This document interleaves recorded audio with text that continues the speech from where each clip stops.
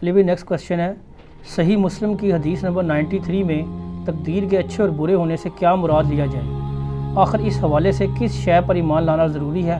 وضاحت فرما دیں۔ دیکھیں اس پہ وہی ایمان لانا ضروری ہے جو عوام الناس میں ہے کہ ہم تقدیر کے اچھے اور برے ہونے پر ایمان رکھتے ہیں، لیکن ظاہر ہے جب عوام سے آپ ڈیٹیل پوچھیں گے تو ان بیچاروں کو پتہ ہی کچھ نہیں ہوتا، وہ یہی سمجھ رہے ہوتے ہیں اگر میں نماز نہیں پڑھتا تو یہ میری تقدیر میں لکھا ہوا ہے۔ نہ، ایسا نہیں ہے۔ تقدیر کا اچھا اور برا ہونا یہ ہے کہ اللہ تعالیٰ نے جو آپ کو گیون سرکمسٹانسز دی ہیں، جو شاکلہ دی ہے، اس کو آپ چینج نہیں کر سکتے۔ مثلا میں اپنی عمر نہیں بڑھا سکتا، وہ اللہ کی مرضی ہے۔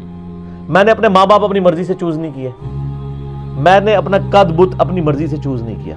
البتہ جن چیزوں کا اللہ اور اس کے محبوب صلی اللہ علیہ وآلہ وسلم نے مجھے حکم دیا ہے نا، ان چیزوں کا اختیار بھی مجھے دے دیا ہے۔ مثلا مجھے حکم دیا کہ داڑھی بڑھاؤ، اب میں داڑھی کاٹ بھی سکتا ہوں، بڑھا بھی سکتا ہوں۔ کاٹوں گا تو خود میں منہ کالا کروں گا اپنا، اور رکھوں گا تو سنت پہ عمل کروں گا، ٹھیک ہوگا؟ یہ مجھے اختیار دیا۔ حکم دیا نماز پڑھو تو مجھے اختیار بھی دیا۔ حکم دیا کہ جھوٹ نہیں بولنا، اختیار بھی دیا۔ کسی کو یہ حکم دیا کہ تیری آنکھیں بلی ہونی چاہیے، نہیں، تیری عمر جو ہے وہ 63 سال ہونی چاہیے۔ جس طرح ڈاکٹر طاہر القادری صاحب کئی سالوں سے کہہ رہے تھے، میں نے بشارت ملی ہے 63، وہ 70 دے بھی ہونا لینے، ان تک جناب لوڑیاں پا کے تھے۔ وہ دیکھ لیں آپ، وہ ابھی لیٹسٹ ویڈیو، یار میں حیران ہوں یہ کون لوگ ہیں جو پینٹ شرٹ والے بھی ناچ رہے ہیں، پڑھے لکھے جاہل۔ ٹھیک ہے، چلو کو اللہ رسول کے نام پہ بھی ناچ رہے ہوتے تو ہم اس کو کوئی وجد اور کوئی چیز کہہ لیتے، کن کے ناموں کے اوپر آپ لوگ ناچ رہے ہیں؟ پھر وہ بات کہاں سے کہاں نکل جاتی ہے، پھر بندے کو یہ نہیں دکھ ہوتا ہے کہ اس وقت معاشرے کے اندر کیا کچھ ہو رہا ہے۔ تو بات کیا ہو رہی تھی؟ بات یہ ہو رہی تھی کہ تقدیر کے اوپر، تقدیر کے بارے میں۔ تو تقدیر میں میرے بھائی اللہ تعالیٰ نے اہل سنت کا جو موقف ہے اس حوالے سے یہ ہے کہ جو چیزیں اللہ نے ہمیں حکم دیا ہے اس کا اختیار ہمیں دیا ہے، اور جس چیز کا حکم نہیں دیا اس کا اختیار اس کے پاس ہے۔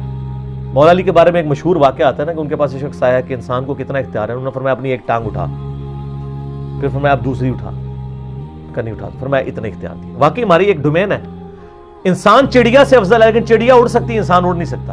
سر بزرگ بھی نہیں اڑ سکتے نا، یہ کہتے ہیں نا جناب وہ دیکھیں جی آج کا موبائل اتنی دور سنتا ہے تو بزرگ نہیں سن سکتے، تو ہم بھی اس کی پھکی دیتے ہیں آپ کو کہ آپ کے بزرگوں کے جو مرید ہیں وہ چڑیا سے تو افضل ہے نا۔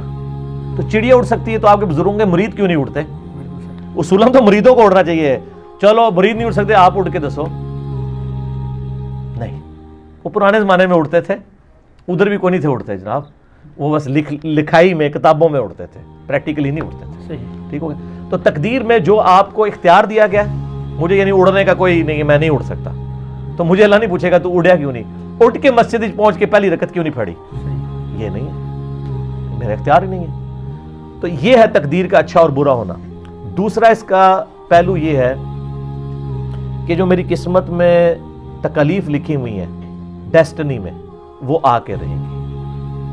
وَلَنَبْلُوَنَّكُمْ بِشَيْءٍ مِّنَ الْخَوْفِ وَالْجُوعِ وَنَقْصٍ مِّنَ الْأَمْوَالِ وَالْأَنفُسِ وَالثَّمَرَاتِ، ضرور تمہیں آزمائیں گے، خوف سے، بھوک سے، جان اور مال میں نقصان سے، لیکن بشیء ہے، تھوڑا سا آپ کے ایمان کے مطابق۔ حسین جتنا نہیں آپ کو آزمایا جائے گا، کیونکہ ان کا لیول بہت ہائی تھا، انہوں نے جنتی نوجوانوں کا سردار بننا تھا، تو ان کو پھر اسی لیول پہ ہمیں کہا گیا بشیء من الخوف، کچھ خوف سے، کچھ غم سے، کچھ نقصان سے، پھر صبر کرنے والوں کو دیکھیں گے۔ اور یہ اللہ نے ڈیسٹنی میں مقرر کیا۔ البتہ دعا کی برکت ہوتی ہے کہ یہ تکلیف ٹل بھی جاتی ہے۔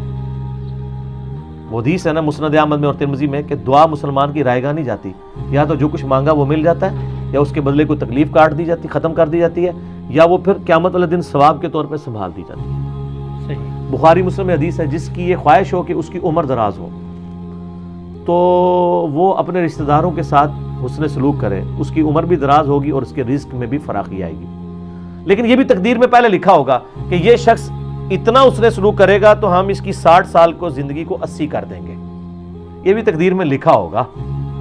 یہ کرے گا، یعنی یہ فنکشن اپلائی ہو جائے گا، جب وہ کرے گا یہ ہو جائے گا، نہیں کرے گا تو نہیں ہو جائے گا۔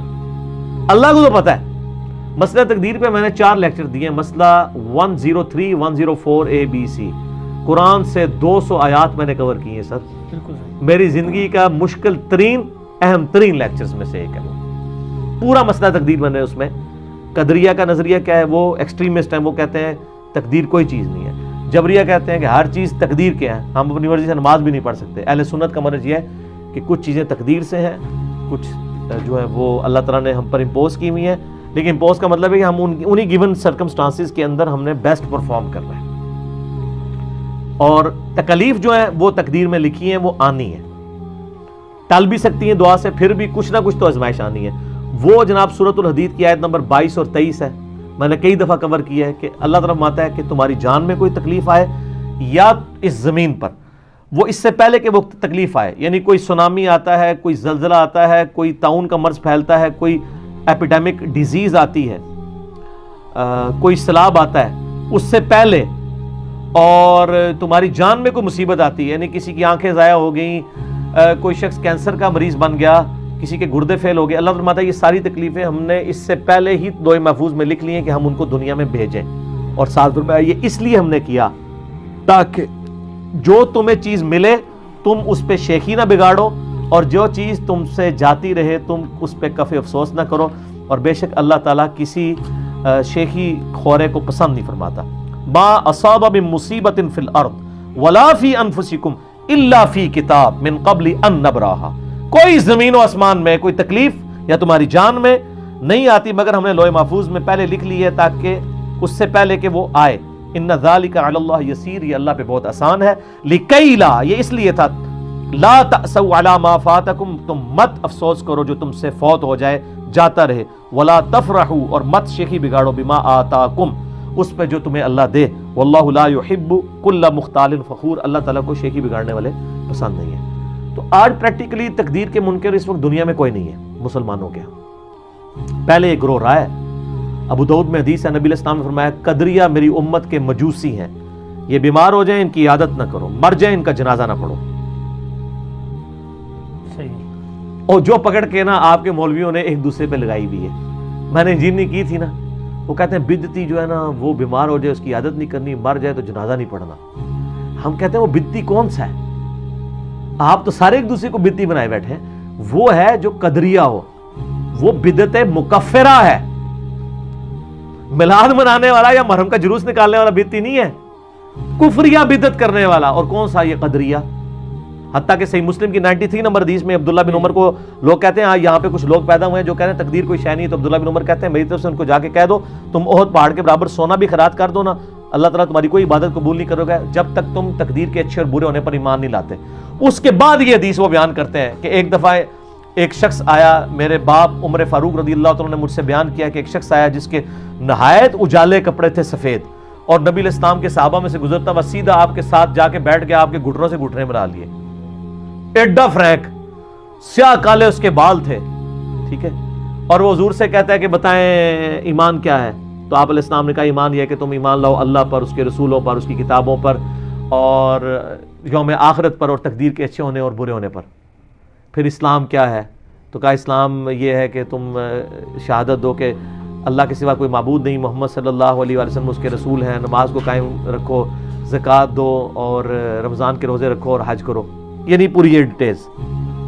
تو وہ حدیث عبداللہ بن عمر نے حدیث جبریل اسے کہتے ہیں، کیونکہ جب وہ چلا گیا ساتھی وہ جو آیا تھا تو صحابہ کہتے ہیں ہم نے پوچھا یہ کون تھا؟ فرمایا جبرائیل تھے، انسانی شکل میں تمہیں دین سکھانے آئے تھے، کیونکہ تم حضور سے سوال نہیں کرتے ہو نا، تو یہ بتانے آئے تھے کہ دین سیکھو، پوچھنے سے علم بڑھتا ہے، پوچھنے سے گستاخی نہیں ہوتی ہے، علم بڑھتا ہے۔ یہاں تو آپ پوچھ کے دیکھیں نا، صرف کوئی آپ کو مسئلہ بیان کرے نا، آپ اسے صرف یہ پوچھیں سر یہ لکھا کہاں ہوا ہے، تو وہاں پہ دی گال کاٹ چڑی ہے انہوں، وہ فوراً نیگیٹو۔ آج کل تو چونکہ یہ علمی کتابی دور چل رہا ہے نا، تو آج کل تو خام خواہی اس کے دماغ میں آ جاتا ہے، اور کئی لوگ واقعی گائیڈ کر دیتے ہیں، جو لوگ مجھے جانتے بھی نہیں ہوتے نا، مولوی سے مسئلہ پوچھے نا سر کدھر لکھا ہے، وہ تو انجینئر ادھر ہی سنتا، وہ کہتا ہے سر کون سا انجینئر؟